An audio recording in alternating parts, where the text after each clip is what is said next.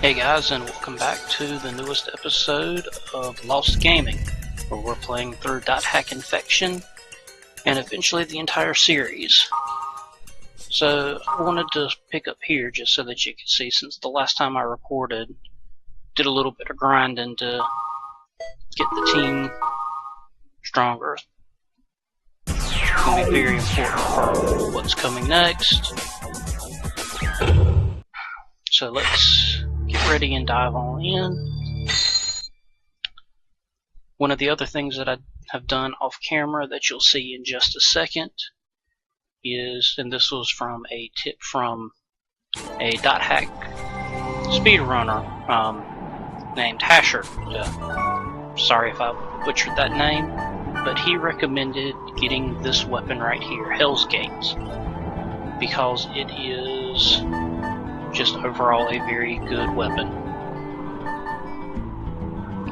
He said it's the best weapon you can get in Infection, and the way to get it is you've got to trade for an Ansho weapon, then take it to a field with Unsure, and you can drop it in there, and if it increases levels twice, you can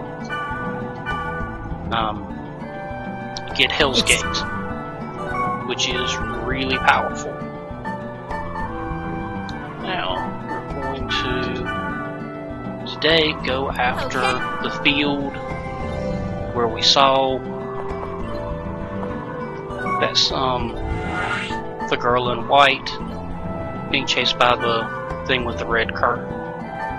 We're going to do that one first before we go to this one. So let's try to warp in.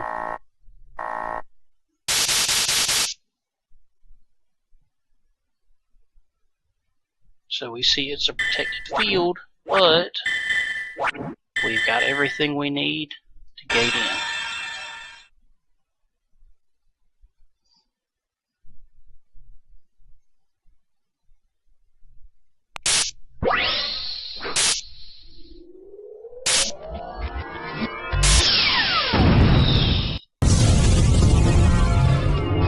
I love this cutscene.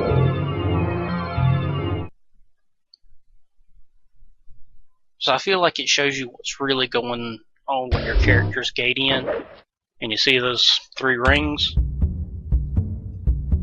Well, this is different.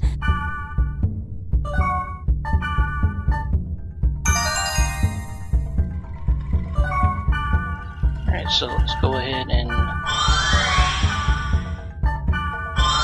get everybody buffed up with our 2 main buffs. And of course, give Kite his speed charm. As per usual, we're just going to open a couple of gates just to see what kind of monsters we got. Oh, the witches. These are probably the most annoying enemies I've run across in the game. Overall, they don't take very many hits to take down, they're not really that powerful, but their magic just nukes you so hard. It's really unbelievable how fast they can get your HP down. It's ridiculous. I just don't even have a way to explain just how insane it is.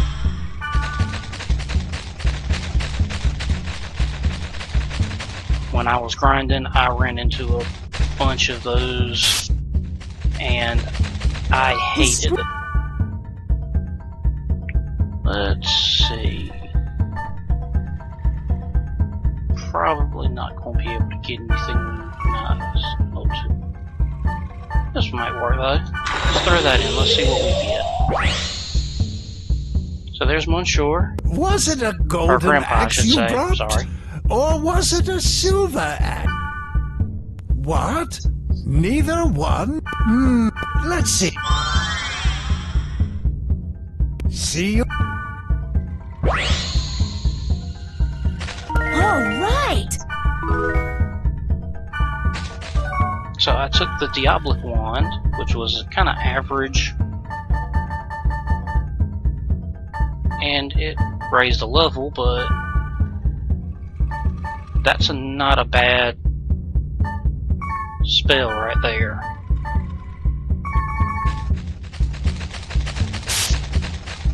Anyway, I think we've done enough in this field. So we're just going to head on into the dungeon. And depending on how fast this goes, we might do a second dungeon.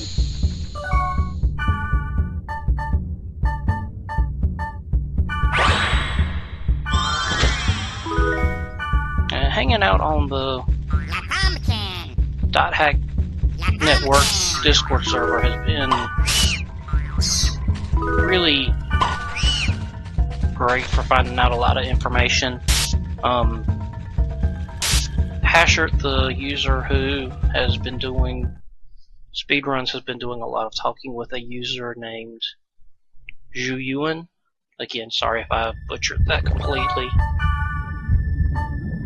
But Yuan has been working on making a mod for .hack Infection. He got a program that's been allowing him to look at some of the different tables. He's learned a lot of information about the game.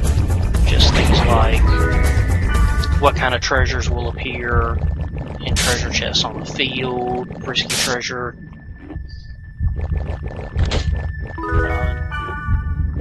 He's been looking up all the stats of the monsters and learning different things about them. And it's honestly just been really cool to just sit in there and listen to the two of them talk and text back and forth and just see the things that they're learning and coming up with. And I'm going to go ahead and give him a shout out. I know he hasn't started his Let's Play yet, but whenever he finishes his modification for Infection, which will include being able to change classes and elemental waves, by the way, he's going to be doing a Let's Play of the mod. I'll probably take some time and show it off on here. I'm not going to have it replace my main playthrough, but I definitely want to show it off because he's put in a lot of work on it, and it's just a really cool concept.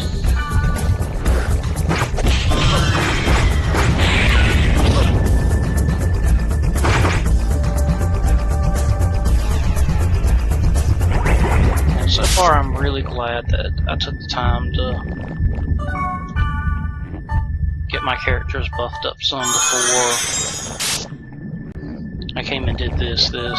These enemies right now aren't looking too tough for me, Bloody egg. but they were giving me a lot of trouble in the field that I was just doing grinding. And these are the same types of enemies that I was running into.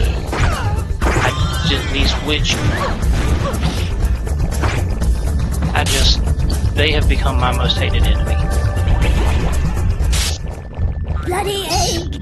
There's only one part of the game that's more annoying, but that's for a completely different reason and doesn't happen until the end game. Well, and as you can see, she was just fine not too long ago, and damn.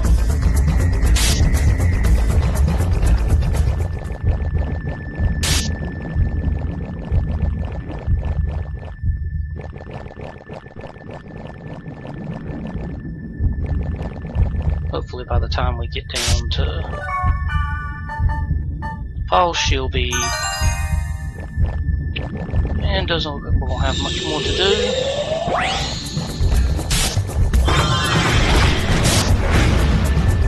Oh, now I remember this dungeon and what see here.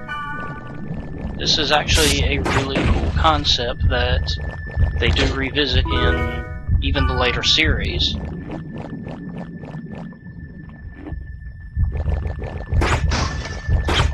up a few more of these just to make sure. I really want to try to get some more cooked bile. Those seem like the hardest ones to get to me. What the? And so, I shall name her Aura. Without you, she would not exist. The shining girl, Aura. We will entrust her with our will. Our future is in her hands. She is our...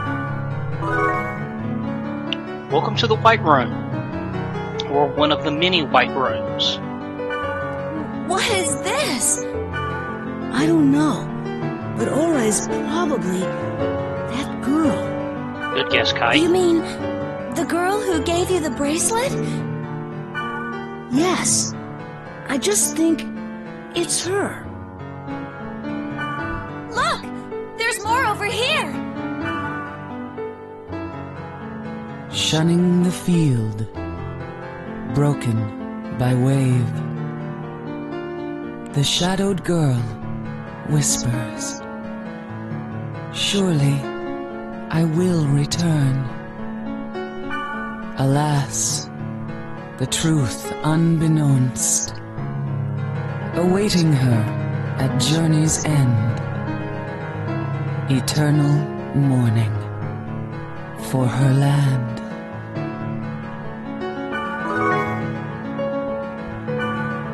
Well, that doesn't make any sense either. Yeah. So we've got a good little bit of broken information that on its own doesn't make a lot of sense, but we have learned Aura's name.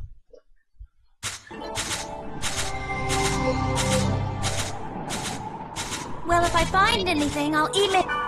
Okay, I'll do the same.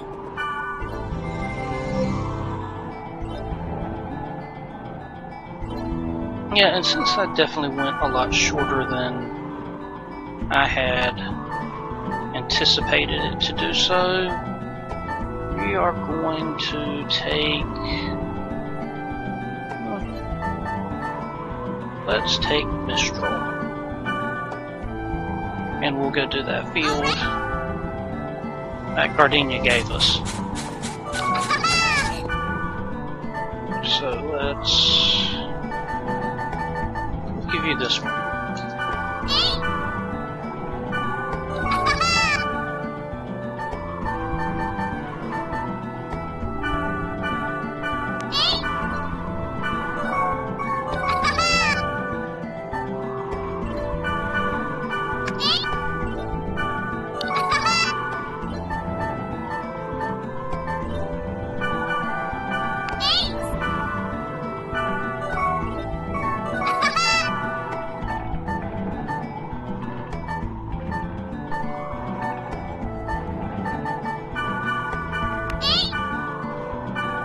Okay, well, that should be enough. So, let's go to this area that we were invited to by Gardenia.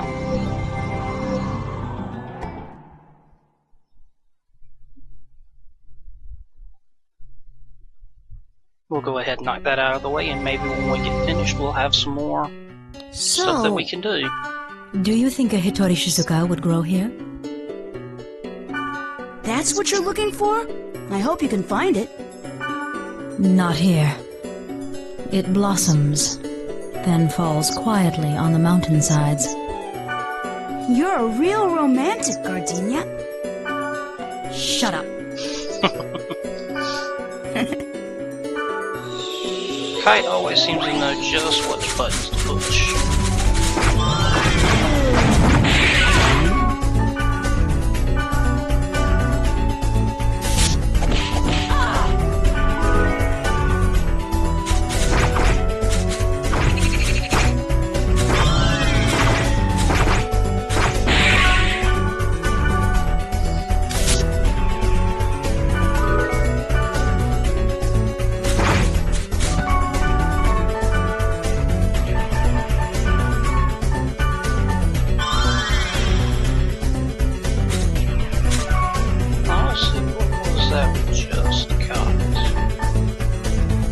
not bad. Could be better.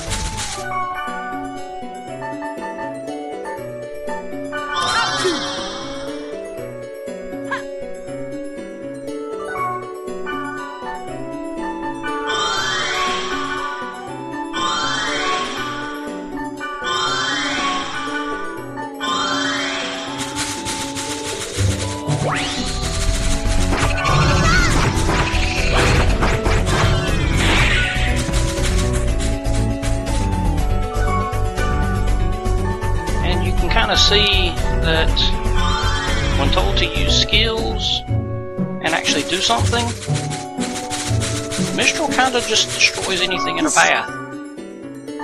Since we just got that, let's throw it again. Was it a... what? Let's... see you. Looks like a chick. Alright, so that went from a level 8 to a level 9. It's not a bad, it's a pretty decent effect on it.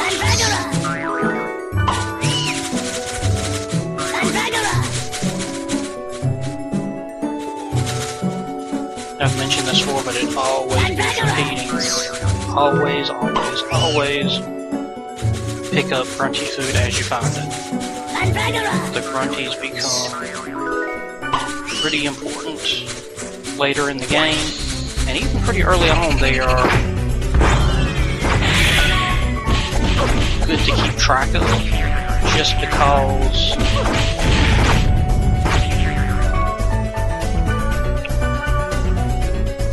they can give you some access to some tradable items that are really good. Especially equipment. They can give you some stuff that you can't get elsewhere.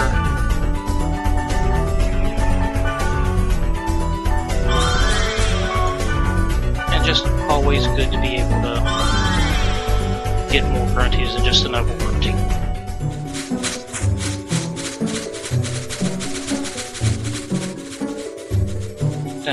That's probably just personal taste again, and just like I don't understand how people don't like Pyros, I don't understand why they don't particularly like the noble grunty, but as far as I'm aware, he's the most hated of When all I the grunties. see the fluffy head of a dandelion, a thought always crosses my mind. Like it would feel good if you could fly like that? No. I think it would itch when the fluff got in your ears. It's a weird thought. I'm with you on that, guy. That's a very strange place for her mind to go first. That's just weird. Anyways.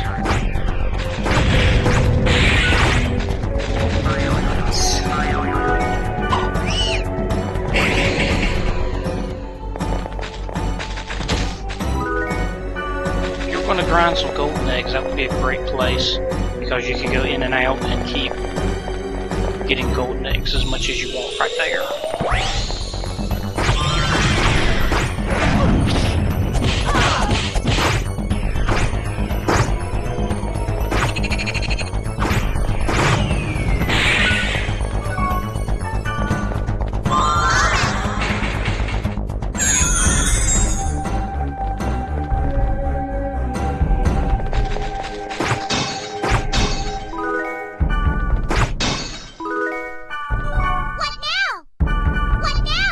No, stop. It's the one thing I don't like. Sometimes this game can be a little sensitive with the controls, especially when you first walk in a door.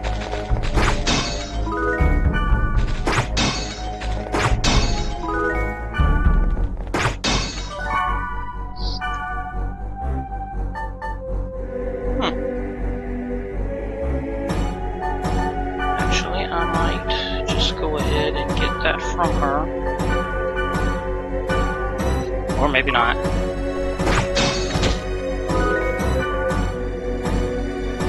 What? So let's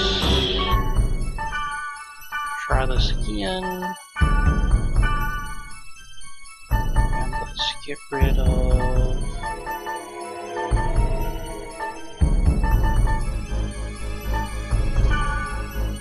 that, and get rid of a couple of others.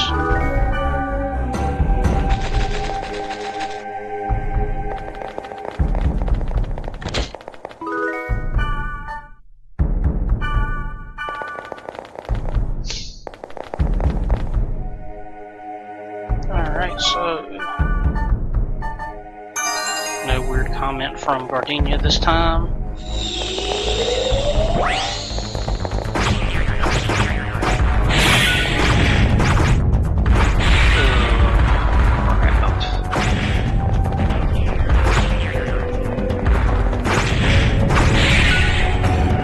Bandiers can be really aggravating enemies to deal with because they have the ability to resurrect other monsters.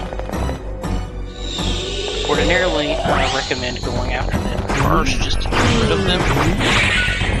But if you've got two, that can get kind of messy. We kind of got lucky there. I was thinking I was going to have to wind up data draining one of them to get it to work, but we got very lucky and didn't have to.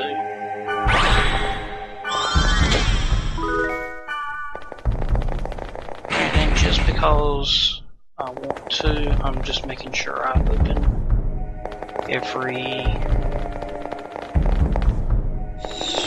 dungeon portal. I think I've hit, I can't remember if I've done it for fields cleared or dungeons cleared. I think I've done it for fields, but even if I haven't done it for, even if I have already reached the max for the real infection, you can always continue to build up so that when you get to the next volume, goes right on in and immediately have access to more backgrounds and more music. And let's see here, Bimon.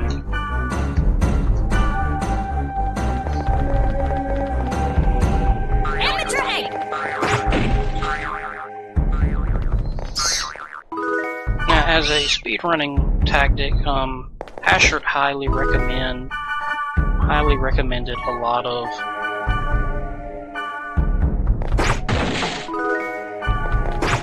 these spell tomes, things like. There were a lot of things he recommended that he said they just make things a lot easier and help you get through the game a lot quicker. I can't remember, but I think that the 80% run for Infection World Record is a few hours.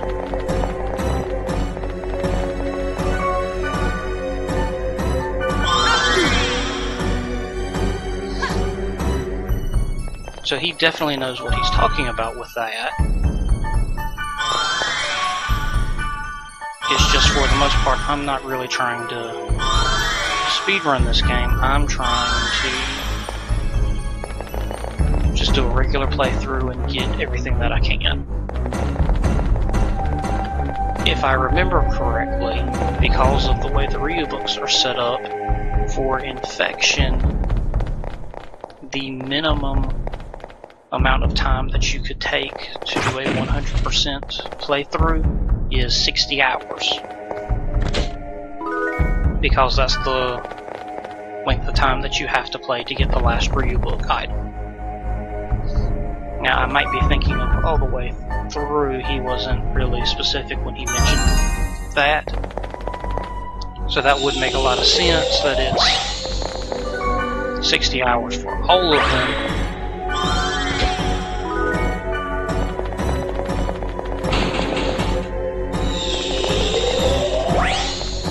And as you can see, we're kind of nearing the end of this.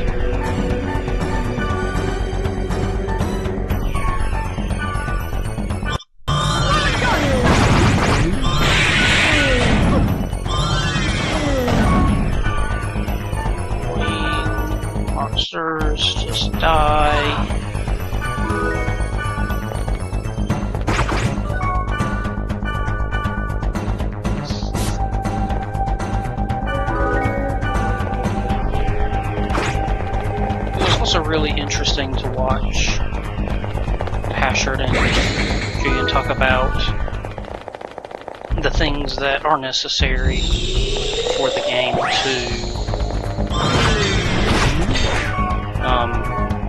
calculate the things for protect, break, and protect, restore.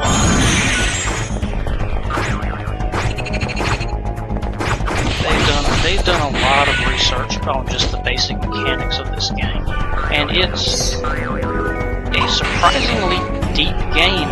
It's a lot of deep information that I don't think a lot of people would have ever anticipated for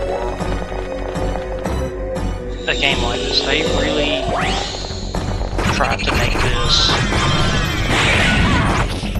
a very deep game,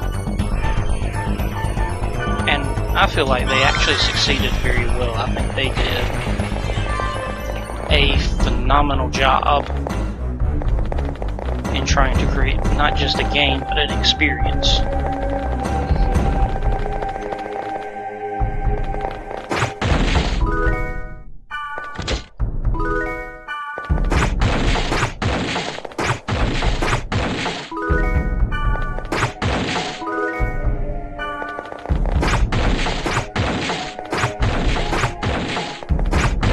Also got to thank Hashard for giving me an items list.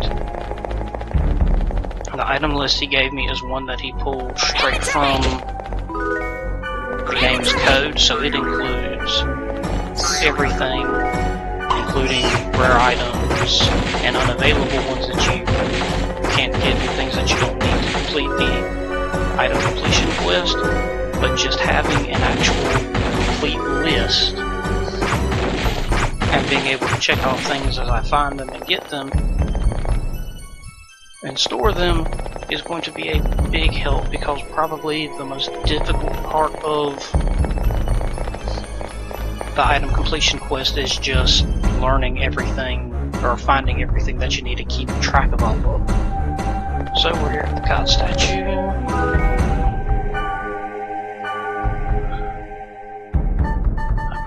To clear out my inventory.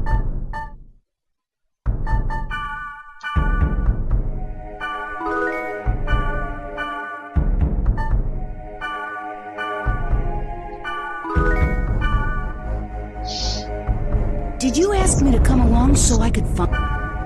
You think too much. Let's go back.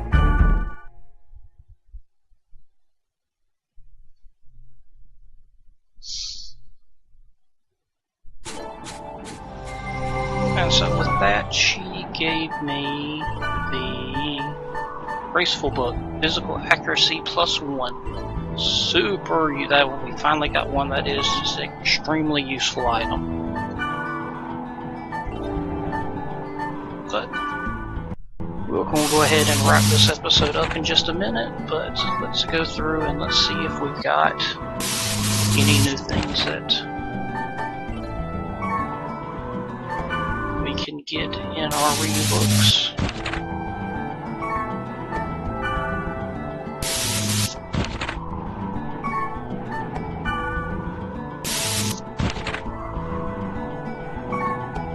And it's looking like, oh, there we go.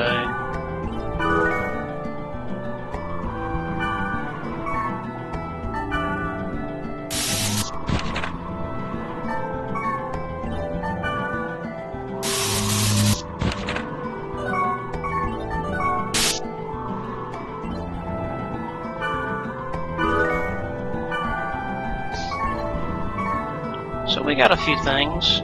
Didn't get too much, but we can go ahead and log out. I got some new board messages. Let's see.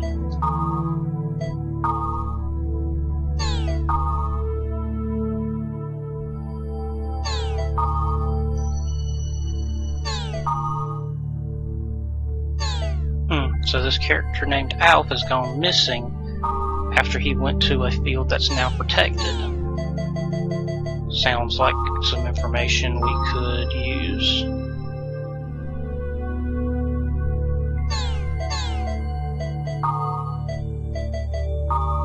So now we're going to get into what's known as the Deadly Flash. This was an event that, in this world,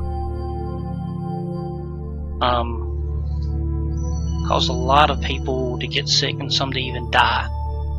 And if I remember, it was just a kid, that it wasn't something he intentionally did.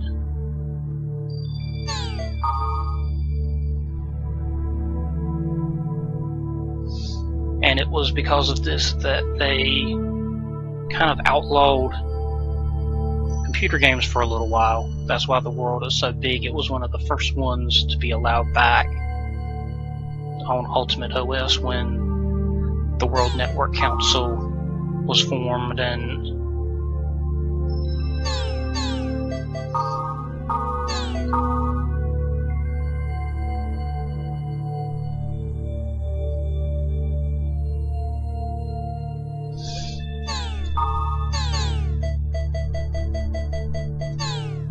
alright, well, we didn't really get any key information. There we go, there's Black Rose is investigating that.